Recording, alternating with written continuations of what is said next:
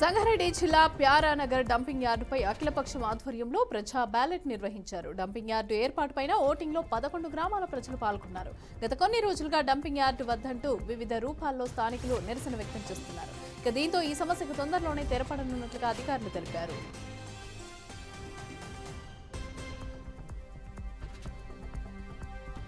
పోలీసుల వేధింపులు తాళలేక ఒక వ్యక్తి ఆత్మహత్యాయత్నం చేసుకున్న ఘటన సిద్దిపేట జిల్లా కుకునూరుపల్లిలో చోటు చేసుకుంది. చర్చి ప్రహరీ గోడ ఇండ్ల శ్రీశైలం అనే వ్యక్తి ఇంటి గోడకు ఆనుకొని ఉండడంతో వీరిద్దరి మధ్య గొడవ జరిగింది. ఆ చర్చి ఫాదర్ డేవిడ్ రాజు చాలా ఇబ్బంది పెడుతూ పోలీస్ స్టేషన్లో ఫిర్యాదు చేశారు. దీంతో ఇద్దరు కానిస్టేబుల్ శ్రీశైలం ఇంటికి వచ్చి శ్రీశైలంను వేధించారని బాధితులు కుటుంబ సభ్యులు తెలిపారు. పోలీసుల వేధింపులు తట్టుకోలేకనే ఆత్మహత్యాయత్నం చేసుకున్నాడని బంధువులు వాపోయారు. ఎలాంటి అనుమతి లేకుండా చర్చి నడిపిస్తున్నారని చెప్పిన పోలీసులు వినడం లేదని వారు ఆవేదన వ్యక్తం చేశారు. ప్రస్తుతం బాధితుడి పరిస్థితి మెరుగ్గానే ఉందని వైద్యులు తెలిపారు. సంచలనం సృష్టించిన ట్రాన్స్జెండర్ దీప హత్య కేసును పోలీసులు ఛేదించారు. మృతురాలు పెళ్లి చేసుకోవాలని పట్టుబడటంతోనే దుర్గాప్రసాద్ అలియాస్ బన్నీ అతి దారుణంగా దీపను హత్య చేసినట్లు విచారణలో వెల్లడైందని ఎస్పీ తుహిన్ సన్హా తెలిపారు. ఇక నాగులపల్లిలో ఇంట్లోనే దీపును హత్య చేసి అనంతరం మృతదేహాన్ని బాత్రూంలో తీసుకెళ్లి కత్తితోనే 5 భాగాలుగా కోసి అనకాపల్లి నుంచి తాళ్లపాలెం మధ్య గల జాతీయ రహదారి పక్కన 3 చోట్ల పడేశాడని చెప్పారు. ఇక నిందితుడిని అరెస్టు చేసి కోర్టుకు తరలించామని ఎస్పీ తుహిన్ తెలియజేశారు.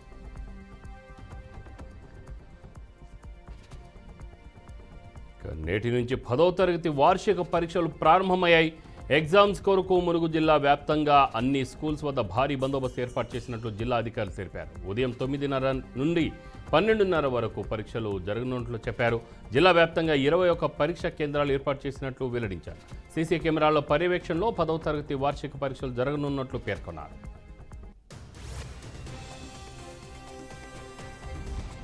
శ్రీ సత్యసాయి జిల్లా హిందూపురంలో 2 రోజుల క్రితం జరిగిన హత్య కేసులో 2 వ్యక్తులు అరెస్ట్ చేసినట్లు డీఎస్పీ మహేష్ తెలిపారు. తన భార్యతో అక్రమ సంబంధం పెట్టుకున్నాడన్న ఆక్రోశంతో మహమ్మద్ షఫీ ఆయన సోదరుడితో కలిసి సద్దాం అనే వ్యక్తిని నరికి చంపారని డీఎస్పీ చెప్పారు.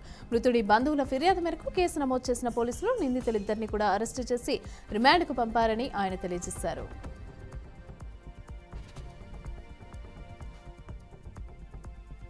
కాకినాడ జిల్లా యానంలో చెత్త సమస్యను పరిష్కరించాలని స్థానిక ఎమ్మెల్యే గొల్లపల్లి అశోక్ కోరారు. అదే విషయంపై యానం బంద్ నిర్వహించినట్లు ఆయన తెలిపారు. పార్టీలకు అతీతంగా అందరూ కలిసి వచ్చి యానం బంద్ను జయప్రదం చేయాలని ఎమ్మెల్యే పిలుపునిచ్చారు. మహబూబాబాద్ జిల్లా వ్యాప్తంగా 10వ తరగతి పబ్లిక్ రాత పరీక్షలు పకడ్బందీగా ప్రారంభమయ్యాయి. జిల్లా వ్యాప్తంగా కూడా ఏర్పాటు చేసిన 46 పరీక్షా కేంద్రాలలో 8,194 మంది విద్యార్థులు పరీక్షలకు హాజరైనట్లు అధికారులు వెల్లడించారు. నిమిషం నిబంధన సడలింపు ఇచ్చామని అన్నారు. ప్యాడ్లు, హాల్ టికెట్లు, పెన్నులు, పెన్సిళ్లు తప్ప ఇతర ఏ ఎలక్ట్రానిక్ పరికరాలను కూడా తీసుకురావద్దని విద్యార్థులకు అధికారులు హెచ్చరించారు.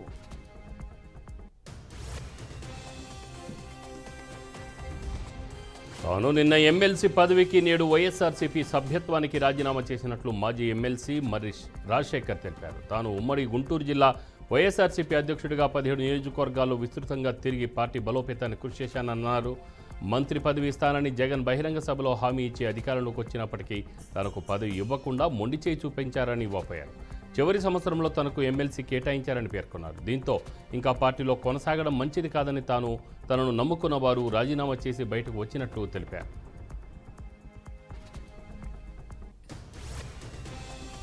దేశ రాజధాని ఢిల్లీ నుంచి లక్నో వెళ్తున్న ఎయిర్ ఇండియా విమానం గాల్లో ఉండగానే ఓ ప్రయాణికుడు అనారోగ్యంతో మృతి చెందాడు.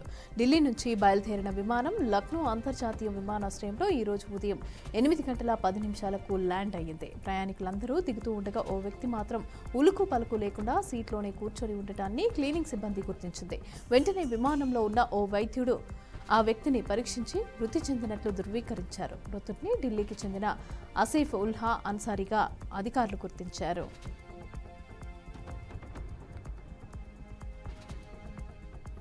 యాంకర్ శ్యామల తెలంగాణ హైకోర్టును ఆశ్రయించారు. బెట్టింగ్ యాప్ కేసులో తనపై నమోదైన కేసును కొట్టివేయాలని ఆమె న్యాయస్థానంలో క్వాష్ పిటిషన్ దాఖలు చేశారు. దీనిపై ఈరోజు విచారణ జరగనుంది.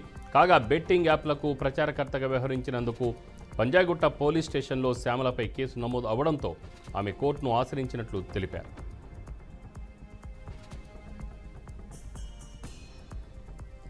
అంతర్జాతీయ మార్కెట్ల నుంచి ప్రతికూల సంకేతాల ప్రభావం భారత స్టాక్ మార్కెట్పై పడింది. దేశీయ స్టాక్ మార్కెట్ సూచీలు సెన్సెక్స్, నిఫ్టీ నేడు నష్టాలతో ప్రారంభమయ్యాయి. ఐటీ రంగంలోని షేర్ల అమ్మకాలు సూచీలపైన ఒత్తిడి పెంచాయి. ఇక దాంతో ఇన్వెస్టర్లు ఆచితూచి ట్రేడింగ్ చేస్తున్నట్లు చెబుతున్నారు.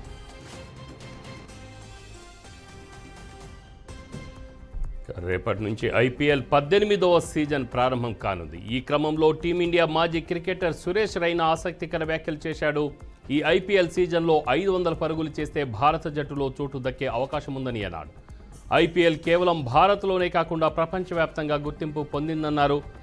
యువ ఆటగాళ్లు తిలక్ వర్మ, యశస్వి జైస్వాల్, రింకు సింగ్కు తాను పెద్ద అభిమానినని చెప్పారు.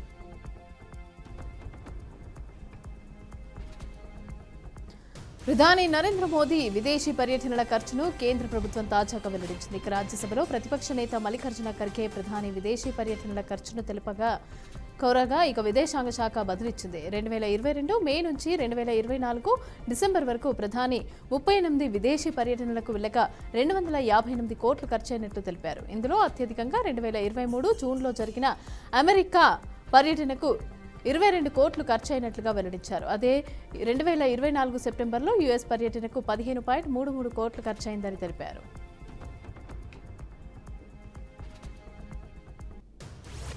భారత్ పర్యటనలో ఉన్న మైక్రోసాఫ్ట్ సహా వ్యవస్థాపకుడు బిల్ గేట్స్ భారత క్రికెట్ దిగ్గజం సచిన్ టెండూల్కర్ను కలిశారు. ఈ సందర్భంగా వీరిద్దరూ కలిసి వడాపావ్ తిన్నారు. దీనికి సంబంధించిన వీడియోను బిల్ గేట్స్ తన ఇన్స్టాగ్రామ్ ఖాతా ద్వారా పంచుకున్నారు. పనిలోకి వెళ్లబోయే ముందు చిన్న స్నాక్ బ్రేక్ అంటూ రాసుకొచ్చారు. అలాగే వీడియోకు సర్వింగ్ వెరీ సూన్ అనే క్యాప్షన్ ఇచ్చారు.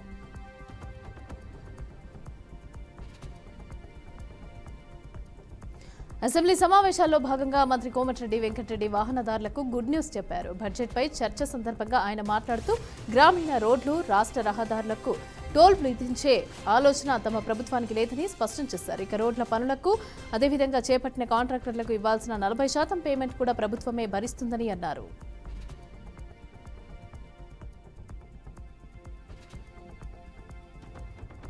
అసెంబ్లీ సమావేశాల్లో భాగంగా 7వ రోజు బడ్జెట్పై చర్చ కొనసాగుతోంది.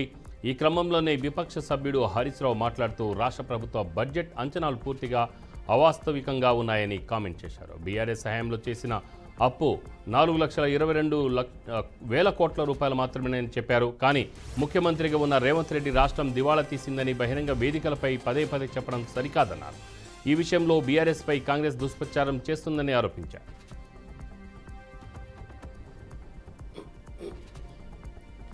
రాష్ట్రంలో తాగునీటి సమస్యలు లేకున్నా కొందరు కావాలని తప్పుడు ప్రచారం చేస్తున్నారని మంత్రి సీతక్క మండిపడ్డారు. అయితే ఈ తప్పుడు ప్రచారాన్ని స్థానికుల అధికారులు తిప్పికొట్టాలని ఆదేశించారు. రాజకీయ ప్రయోజనాల ఒక పత్రికలో తప్పుడు రాతలు రాస్తున్నారని, ఆ కథనాల్లో నిజమెంతో ఎప్పటికప్పుడు నివేదించాలని వెల్లడించారు. ఇక తాగునీటి సరఫరా సరిగ్గా చేయకున్నా తప్పుడు వార్తలను ఖండించకపోయినా చర్యలు తీసుకుంటామని హెచ్చరించారు.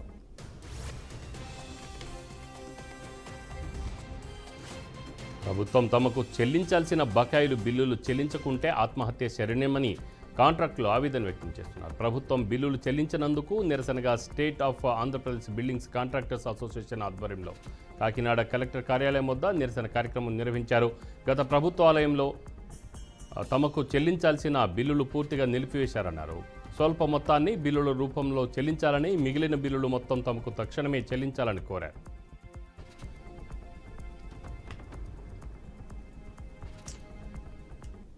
సాక్షాత్తు వెంకటేశ్వర స్వామి తనను కాపాడాడని ముఖ్యమంత్రి చంద్రబాబు నాయుడు అన్నారు. తిరుమల క్షేత్రాభివృద్ధిపై సీఎం ఈ రోజు సమీక్ష నిర్వహించారు. పద్మావతి వసతి గృహంలో ఈవో, టీటీడీ చైర్మన్, పాలక మండలి సభ్యులతో సమావేశం నిర్వహించిన అనంతరం అలిపిరి వద్ద జరిగిన బ్లాస్టింగ్ ఘటనను ఆయన గుర్తు చేసుకున్నారు. 24 క్లైమర్ మైన్స్ తనపై బ్లాస్ట్ చేశారని అన్నారు. ఇక వెంకటేశ్వర స్వామి మహిమ ఎంతో గొప్పదని అన్నారు. దానివల్లే నేను బయటపడ్డానని చెప్పారు.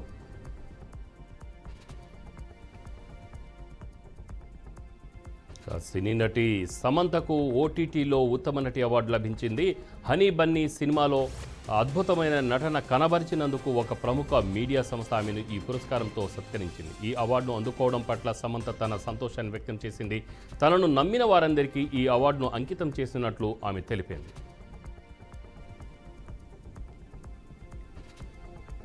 అమెరికా అధ్యక్షుడు డొనాల్డ్ ట్రంప్ తాజాగా మరో సంచలన నిర్ణయం తీసుకున్నారు. అమెరికాలో విద్యాశాఖను మూసివేశారు. ఈ మేరకు ఎగ్జిక్యూటివ్ ఆర్డర్పై ట్రంప్ సంతకం చేశారు. అమెరికా విద్యా వ్యవస్థలో సమూల మార్పులు తెస్తానని ట్రంప్ గతంలో చెప్పారు. ఇక ఇప్పటికే ఆ శాఖలో భారీగా ఉద్యోగులను తొలగించారు. ఇప్పుడు విద్యాశాఖనే మూసివేస్తూ ఉత్తర్వులపై సంతకం చేశారు.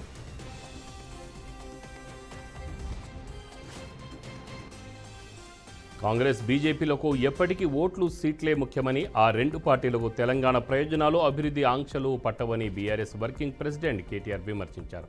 ఆ పార్టీల ప్రజాప్రతినిధులు కొత్త పరిశ్రమలు కావాలని అడగలని, ఉన్న పరిశ్రమలు ఉంచాలని కోరని ఆగ్రహం వ్యక్తం చేశారు. కూల్చే పనిలో కాంగ్రెస్ ప్రభుత్వం ఉండగా తూకానికి అమ్మే పనిలో కేంద్రంలోని బీజేపీ సర్కారు ఉన్నాయని మండిపడ్డారు.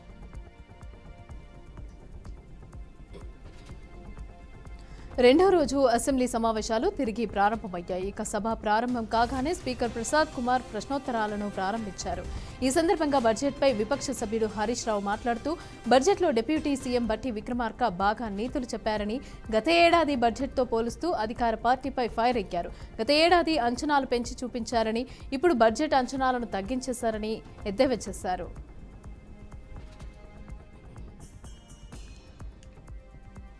10 ఏళ్ల పాటు మంత్రిగా పనిచేసిన హరీష్ రావు సభలో అన్ని అబద్ధాలు మాట్లాడారని అనుకోలేదని ఎమ్మెల్యే బాలునాయక్ కామెంట్ చేశారు. ఇవాళ ఆయన బడ్జెట్పై సభలో మాట్లాడుతూ హరీష్ రావు ప్రసంగంపై తీవ్ర అభ్యంతరం వ్యక్తం చేశారు. మాజీ మంత్రి ప్రసంగం అవాస్తవాలకు దూరంగా ఉందని అన్నారు. గతంలో ప్రాజెక్టుల పేరుతో అడ్డగోలుగా బొక్కేయడం కాదు పాలన అంటే అని మండిపడ్డారు.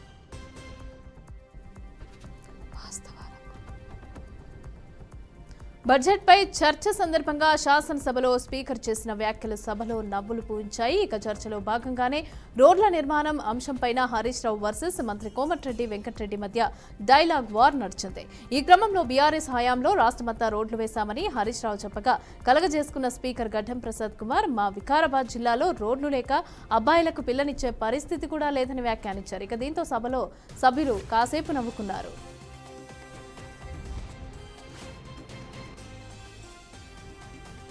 శ్రీ సత్యసాయి జిల్లాలోని కొత్త చెరువు బాలికల ఉన్నత పాఠశాలలో 10వ తరగతి పరీక్ష రాస్తున్న జగన్ అనే విద్యార్థి తీవ్ర అస్వస్థతకు గురయ్యారు. ఇది గమనించిన ఉపాధ్యాయులు విద్యార్థిని సామాజిక ఆరోగ్య కేంద్రానికి తరలించి చికిత్స అందించారు. చికిత్స అనంతరం విద్యార్థి జగన్ పరీక్షా కేంద్రాన్ని చేరుకొని పరీక్షలను యథావిధిగా కొనసాగించాడు. అయితే విద్యార్థి ఎక్కువగా టెన్షన్ పడి డిప్రెషన్కు గురవడంతో ఇలా జరిగిందని వైద్యులు తెలిపారు.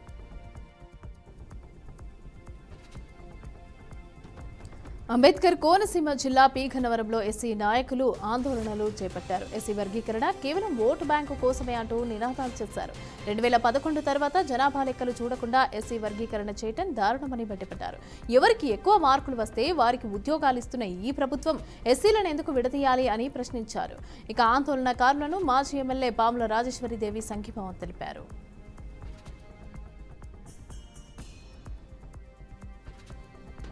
కర్నూలు నగరంలో కాశపోగు సంజన్న హత్య కేసులో 5 మంది ముద్దాయిలు అరెస్ట్ చేసినట్లు జిల్లా ఎస్పీ శ్రీకాంత్ పాటిల్ తెలిపారు. హత్య కేసుకు ఉపయోగించిన ఆయుధాలు, కార్లు, మొబైల్ ఫోన్లు స్వాధీనం చేసుకున్నామన్నారు. 2 కుటుంబాల మధ్య గొడవలే ఈ హత్యకు కారణమని విచారణలు వెల్లడిందని ఎస్పీ చెప్పుకొచ్చారు.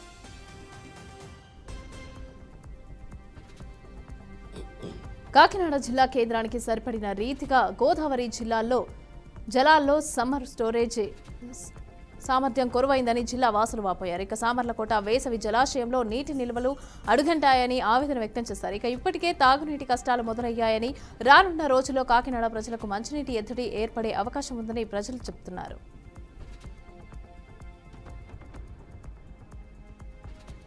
తూర్పుగోదావరి జిల్లా రాజమహేంద్రవరంలో మార్చి 22 నుంచి పామ్ పాయింట్ పనులకు శ్రీకారం చుట్టనున్నట్లు కలెక్టర్ ప్రశాంతి తెలిపారు. జిల్లాకి నిర్దేశించిన 500 పామ్ పాయింట్ జూన్ నెలాఖరు నాటికి పూర్తి చేసేలా చర్యలు తీసుకుంటామని ఆమె పేర్కొన్నారు. అలాగే ఉపాధి హామీ పనుల విషయంలో నాణ్యత, నిబద్ధత కలిగి ఉండాలని అధికారులకు కలెక్టర్ సూచించారు.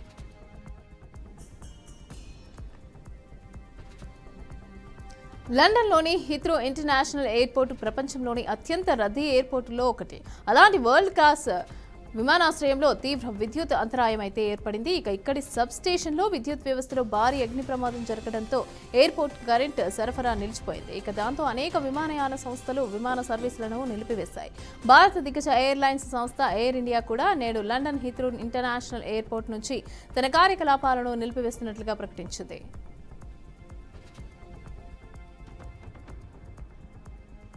జగిత్యాల వికసిత్ భారత్ యూత్ పార్లమెంట్ కార్యక్రమంలో అడిషనల్ కలెక్టర్ బిఎస్ లతపై ఎమ్మెల్యే సంజయ్ కుమార్ సీరియస్ అయ్యారు. రాజకీయాలు కలుషితమైపోతున్నాయని అదనపు కలెక్టర్ పదే పదే ప్రస్తావించడంతో ఎమ్మెల్యే ఆగ్రహానికి గురయ్యారు. మీ అధికారుల విషయాలు మేం మాట్లాడితే బాగుంటుందా అంటూ మందలించారు.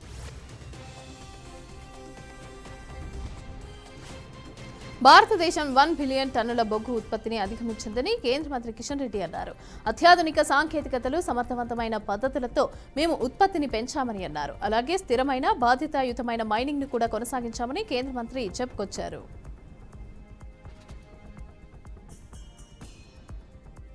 మాజీ మంత్రి విడుదల రజని మర్రి రాజీనామాపై తాజాగా స్పందిస్తూ సంచలన వ్యాఖ్యలు చేశారు. రాజీనామా చేసిన మర్రి రాజశేఖర్ ఒకసారి ఆత్మ విమర్శ చేసుకోవాలని అన్నారు. వ్యక్తిగతంగా మాజీ సీఎం జగన్, వైఎస్ కుటుంబం ఆయనకు సముచిత గౌరవం ఇచ్చిందని తెలిపారు. పార్టీలో ఎక్కడా ఆయన అగౌరవానికి భంగం వాటిల్లేలా ఎలాంటి పనులు కూడా చేయలేదన్నారు. మంత్రి ఎన్ఎండి ఫారూక్ సతీమణి షాజహానాజ్ మృతిపైన మంత్రి సవిత తీవ్ర దిగ్భ్రాంతి వ్యక్తం చేశారు. షానాజ్ మృతి బాధాకరమని అన్నారు. మంత్రి ఫారూక్ ఆయన కుటుంబ సభ్యులకు ప్రగాఢ సానుభూతిని తెలియజేశారు. షానాజ్ ఆత్మకు శాంతి చేకూర్చాలని భగవంతుణ్ణి ప్రార్థిస్తున్నారని మంత్రి తెలిపారు.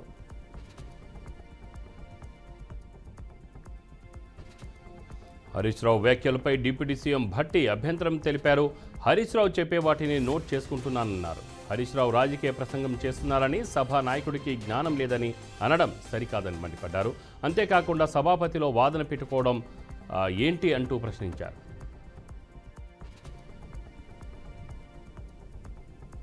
మాజీ మంత్రి హరీష్ రావు ఆరోపణలపైన మంత్రి శ్రీధర్ బాబు ఆగ్రహం వ్యక్తం చేశారు. సభ్యులు సత్యదూరమైన ఆరోపణలు చేస్తున్నారని మండిపడ్డారు. తెలంగాణ వృద్ధి రేటు దేశంతో పోలిస్తే తగ్గిపోయిందని మంత్రి చెప్పుకొచ్చారు. తెలంగాణ ఏర్పడిన తర్వాత ఎప్పుడూ ఇలా జరగలేదని శ్రీధర్ బాబు అన్నారు.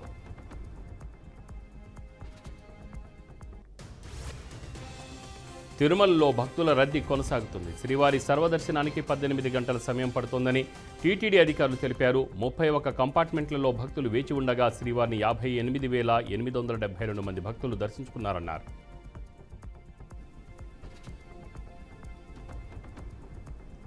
ఏపీలో మరో 3 రోజులు పలు ప్రాంతాల్లో వర్షాలు పడతాయని వాతావరణ శాఖ తెలిపింది. రేపటి నుంచి 3 రోజులు మోస్తారు వర్షాలు కురుస్తాయని తెలియజేసింది. గంటకు 40 నుంచి 50 కిలోమీటర్ల వేగంతో ఈదురుగాలులు వీస్తూ పలుచోట్ల పిడుగులు పడే అవకాశం ఉందని వాతావరణ అధికారులు హెచ్చరించారు.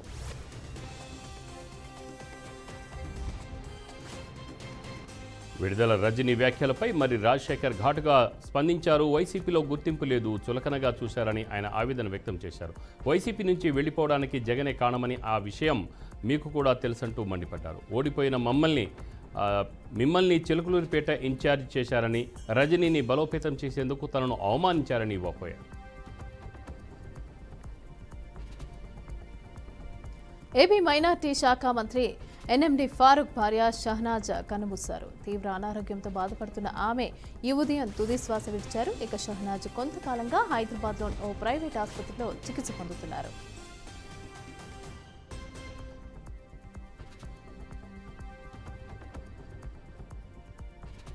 క్రికెటర్ యజువేంద్ర చహల్తో ధనశ్రీ వర్మ విడిపోయారు. వీరికి ముంబైలోని ఫ్యామిలీ కోర్టు విడాకులు మంజూరు చేసింది. ఇదిలా ఉంటే చాహల్తో విడిపోయిన కొద్ది గంటల్లోనే కొత్త ఆల్బమ్ను విడుదల చేసింది ధనశ్రీ వర్మ. ఈ పాట చూస్తే రాజకుటుంబంలోని కోడలిగా వెళ్లిన ధనశ్రీ అక్కడ తన భర్తతో గృహహింసతో పాటు శారీరక, మానసిక హింసను ఎదుర్కొంటున్నట్లు చూపించారు. భర్తతో విసిగిపోయిన ఆ యువతి చివరికి అతన్ని వదిలిపెట్టి స్వేచ్ఛగా బయటికి వెళ్తున్నట్లు ఆల్బంలో ఉంది. అయితే ఈ వీడియో ధనశ్రీ వర్మ నిజ జీవితానికి దగ్గరగా ఉందని నెటిజన్లు కామెంట్లు పెడుతున్నారు.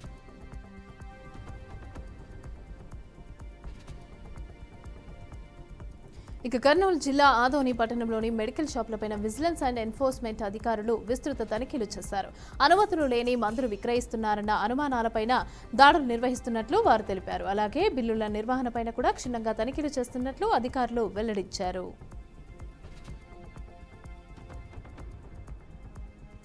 తెలంగాణ రాష్ట్రంలో కాంగ్రెస్ ప్రభుత్వం ప్రతిరోజు సుమారు 1700 కోట్లకు పైగా అప్పు చేస్తుందని బీజేపీ శాసనసభాపక్ష నేత ఏలేటి మహేశ్వరరెడ్డి ఆరోపించారు. ప్రస్తుతం తెలంగాణ రాష్ట్రం అప్పు 8.6 లక్షల కోట్ల రూపాయలకు చేరిందని ఆయన పేర్కొన్నారు. శాసనసభలో బడ్జెట్పై జరిగిన చర్చ సందర్భంగా మాట్లాడుతూ రేవంత్ రెడ్డి ప్రభుత్వం నిమిషానికి 1 కోటికి పైగా అప్పు చేస్తుందని విమర్శించారు.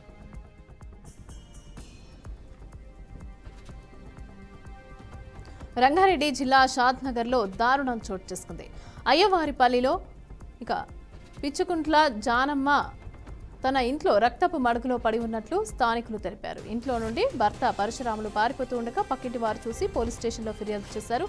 మృతదేహాన్ని పోస్ట్ మార్టం నిమిత్తం ప్రభుత్వ ఆసుపత్రికి తరలించారు. నిందితుడిని పట్టుకోవడం కోసం స్పెషల్ టీం ఏర్పాట్లు చేసినట్లుగా సిఐ విజయ్ కుమార్ వెల్లడించారు.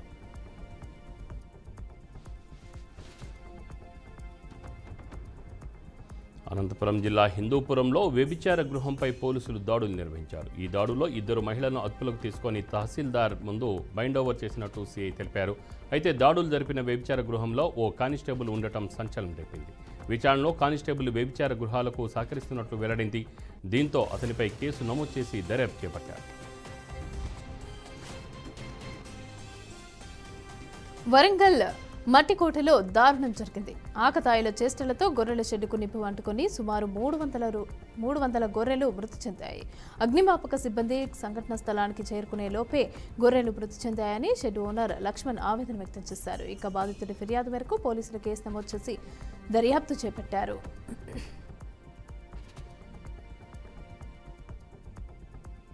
ఏలూరు జిల్లా నూజివీడులో ఉద్రిక్తత చోటు చేసుకుంది. కృష్ణబడ్డి కొట్టు సెంటర్ వద్ద గంగానమ్మ విగ్రహాన్ని గుర్తు తెలియని వ్యక్తులు ధ్వంసం చేశారు. 200 సంవత్సరాల చరిత్ర కలిగిన విగ్రహాన్ని ధ్వంసం చేయడంతో స్థానిక హిందువులు ఆందోళన చేపట్టారు.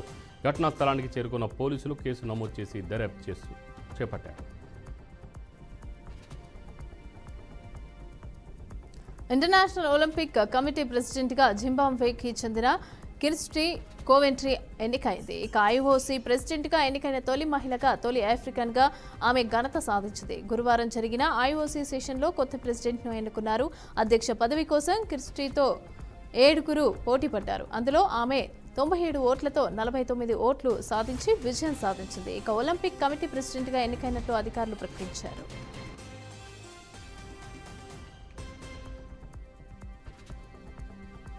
టెస్లా సంస్థపై జరుగుతున్న వరుస దాడులపై అమెరికా అధ్యక్షుడు డొనాల్డ్ ట్రంప్ తాజాగా స్పందించారు. ఈ మేరకు కీలక హెచ్చరికలు జారీ చేశారు. టెస్లా కార్లపై దాడికి పాల్పడే వారికి 20 సంవత్సరాల జైలు శిక్ష తప్పదని హెచ్చరించారు.